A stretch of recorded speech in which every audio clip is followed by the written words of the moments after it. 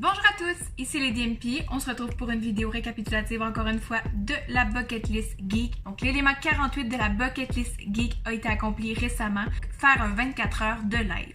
Première question qui est sur toutes les lèvres, pourquoi un 24 heures? Donc je vous explique grosso modo. Donc évidemment c'était avec la Bucket List. À un certain moment on manquait un peu d'inspiration, puis un de mes viewers qui s'appelle Balmoloc m'a suggéré tu devrais faire un 24 heures de live.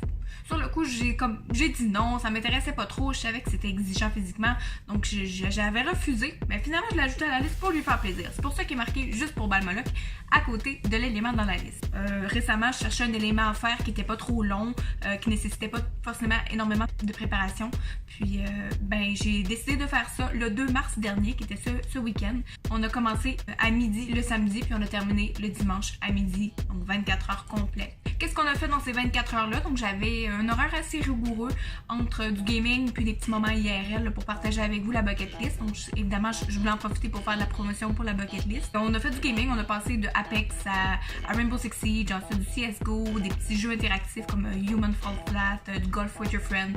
On a vraiment touché à tout. Le live s'est vraiment bien passé. Le fait peut-être que la planification était bien faite. J'ai pas eu l'impression qu'il y a eu de temps mort, puis j'ai pas eu l'impression que ce fut long non plus pour moi. Je vais être franche avec vous, je pense que c'était vraiment les 24 plus belles heures de ma vie. Ça a été le plus beau live que j'ai jamais eu, puis j'ai tellement reçu d'amour en peu de temps. J'en reviens pas encore. Je suis pas redescendue de mon nuage. C'est juste wow. On a eu énormément de followers, énormément de subscribers, beaucoup de gens qui sont passés puis qui sont restés sur le live. Je pense qu'ils ont aimé mon contenu, ma personnalité. J'aimerais en profiter pour remercier les streamers qui m'ont raidé ou host pendant mon 24 heures. Je pense entre autres à Insomniac, Katsini, Sky Undead, Monsieur Spino, Sky Queen et Kefren TV. C'est sûr j'en passe, j'en ai sûrement oublié, mais je remercie vraiment tout le monde qui a pensé à moi et je vous aime. Je voudrais aussi faire une petite mention spéciale aux personnes qui m'ont accompagnée pendant le 24 heures au complet, entre autres Sami Sam et Teamware, des amis à moi, des viewers qui sont devenus des amis, puis ils ont décidé de faire le 24 heures avec moi au complet. Une petite mention à eux. Étonnamment, je m'en suis vraiment bien remis. À un certain moment du live, où il restait 1h30 de live, il y a des gens qui arrivaient sur le stream puis ils me disaient bonne chance pour ton 24 heures. Puis là, je leur disais ben non, j'en ai 23 heures de fête, il m'en reste juste 1 heure. Puis ils disaient wow, t'es tellement belle, t'as l'air toute fraîche, t'es wow. Fait que, on va dire que mon 24 heures, j'avais pas l'air amochée du tout après mon 24 heures. Étonnamment, ça a été quand la pression retombait, là, j'ai ressenti la fatigue, mais tout le long du 24 heures, c'était wow. Après le live, j'ai pris une petite douche puis je suis allée me coucher. Ça a été au lendemain matin avant de me lever, donc j'ai dormi 18 heures en ligne. Je me suis levée, j'étais... Quel jour on est? C'est un petit peu mêlant parce qu'il me manquait comme une journée moi, dans ma semaine. C'était un peu rough, mais au cours de la journée, j'étais correcte. Physiquement, je m'étais remis de mon 24 heures. Peut-être juste la notion du temps et de l'espace que j'ai perdu, mais c'était nickel. Donc j'en profite étant donné que mon 24 heures a quand même été, je veux dire, à mes yeux ça a été un succès. J'aimerais partager mon expérience avec vous puis vous donner des trucs si jamais vous êtes des streamers ou que vous connaissez quelqu'un qui va faire un 24 heures prochainement. J'aurais des trucs à lui donner, un petit guide qui est sur mon site web. Si vous préférez lire l'article au complet, je vais vous briefer ça ici dans la vidéo. Tous les liens pertinents vont être en commentaire. Premier point du guide pour bien réussir son 24 heures de live, c'est la préparation. Donc évidemment, on planifie pas ça la veille, on planifie ça peut-être 2 semaines avant. Moi, j'avais planifié ça à peu près 3 semaines avant, mais je l'ai annoncé officiellement à ma communauté 2 semaines avant. Au cas où il y ait des changements, que j'oublie un événement cette même date, ou bien que je me rends compte que quelqu'un d'autre faisait son 24 heures la même date. Je voulais avoir ma date à moi. Donc, je me suis pris d'avance, j'avais booké mes affaires, puis j'ai eu le temps de me préparer. Au niveau de la préparation aussi, il ne faut pas oublier de planifier le 24 heures de live. Moi, j'ai fait une horaire, j'ai fait un Google Doc. J'ai commencé par mettre toutes les pauses que je voulais. Puis je voulais à peu près des pauses aux 6 heures pour avoir des repas sains. Hein. Je suis comme ça, je mange pas de Doritos. Puis ensuite, j'ai mis les moments IRL que je voulais mettre parce que je tenais à faire un petit moment just talking avec les viewers en début et en fin de live pour expliquer la bucket list, m'assurer que le concept était bien compris, les commandes, de faire un petit retour en fin de live aussi sur tout ce qu'on avait eu. Puis ensuite, j'ai rempli le reste de l'horaire avec des blocs de 2 à 3 heures de gaming, donc des jeux différents pour pas que je trouve le temps long. Donc comme j'ai dit un petit peu plus tôt, ça passait de Apex à League of Legends à des jeux interactifs. Ensuite, on avait du Rainbow Six Siege, du CSGO, on a eu de tout. Peut-être un petit ajout pour la prochaine fois.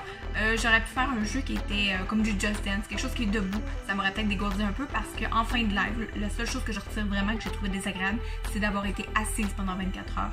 Moi, j'avais mal au foufoune, donc j'aurais peut-être aimé faire un petit jeu ou quelque chose peut-être en milieu de live là, qui était debout pour me dégourdir comme il faut. Donc la bonne planification, ça m'a permis de ne pas trouver le temps long. Le 24 heures, c'est vraiment bien déroulé. Ensuite, deuxième point de mon fameux guide, la publicité. La publicité bien faite, c'est important. Faut pas la spammer.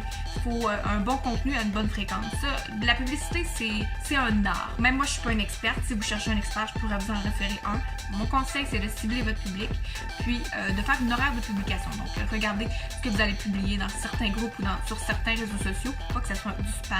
Faut pas le faire toute la même journée. Alternez-le, comme ça les gens vont le voir un petit peu tous les jours, au lieu de le voir comme 100 fois à la même place dans la même heure.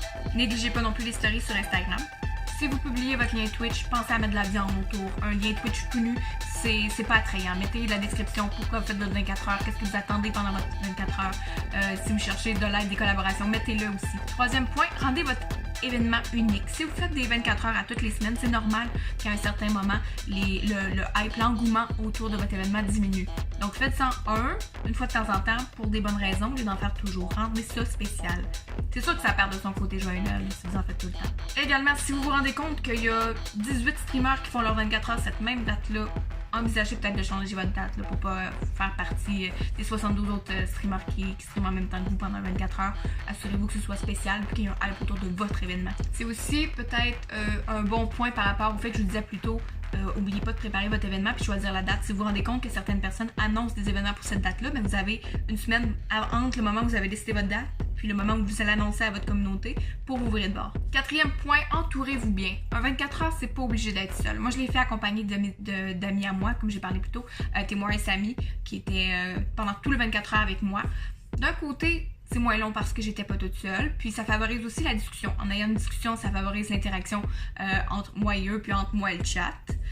Donc, quand il y a de l'interaction, c'est aussi plus plaisant de rester sur un live. Il n'y a personne qui veut rester sur un live quand il n'y a rien qui se passe. Ça incite donc les gens à rester sur votre stream. Cinquième point, remerciez votre communauté. C'est une bonne raison, c'est une bonne place pour faire des giveaways. Moi, des giveaways, j'en fais pas tous les jours, j'en fais pas toutes les semaines, j'en fais jamais. J'en ai fait pendant mon 24 heures pour remercier les gens qui me supportent, puis qui me supportent aussi depuis le début. Donc, j'ai fait tirer un sub à l'heure. J'ai également fait tirer un item de ma boutique en ligne. Et j'ai aussi donné une carte cadeau de 25$ PSN, Xbox ou Steam au choix du gagnant. Un giveaway, c'est pas obligé de coûter cher. Vous pouvez être créatif, ça peut être n'importe quoi. Vous pouvez donner un pain aux bananes, vous pouvez faire une peinture puis la faire tirer. Vous pouvez faire n'importe quoi. Un giveaway, c'est vous qui décidez, tant que vos viewers ils sentent qu'ils sont appréciés puis qu'ils sont un peu valorisés dans tout ça. Puis mon dernier point, et non le moindre, prenez soin de vous. C'est important de prendre des pauses, aller marcher si vous en ressentez le besoin, manger des vrais repas aussi. Des Doritos, c'est pas un repas, c'est une collation. Moi j'ai mangé des vrais repas, j'ai mangé aux 6 heures. J'ai mangé mon souper, j'ai remangé une bonne collation à minuit, j'ai déjeuné à 6 heures. Faut pas négliger les repas. Faut bien s'hydrater aussi parce qu'on parle beaucoup pendant un live, donc avoir de l'eau, c'est bon. Faites des étirements aussi. Si jamais vous endormez, on m'a donné le truc, moi j'en ai pas eu besoin, mais allez prendre une douche froide ou fraîche. Ça va vous ressaisir un peu, là, des fois si vous avez un petit down en fin de live. Et inutile de dire que c'est pas recommandé de consommer de l'alcool ou des drogues pendant votre live, mais c'est à vous les oreilles, vous faites ce que vous voulez. Moi je le recommande pas pour votre santé, puis pour le bien de votre stream aussi. Et voilà, je pense que c'est les bases pour la bonne organisation de 24 heures de live. Si jamais vous avez des commentaires constructifs ou peut-être des éléments que j'ai oubliés, n'hésitez pas à me les mettre en commentaire. C'est également ce qui fait le tour de l'élément 48 de la bucket list geek. Donc on va pouvoir faire une petite checkmark à côté de cet élément-là. Encore un pas de plus vers la complétion de la liste. Merci encore d'avoir été là, ceux qui m'ont soutenu. Donc si jamais vous avez apprécié la vidéo, je vous invite à vous abonner puis aussi à activer vos notifications pour savoir quand j'ai une vidéo qui est en ligne. Un petit pouce par en haut, ça coûte rien, ça fait beaucoup plaisir. Donc merci beaucoup d'avoir visionné et je vous souhaite une très belle fin de journée.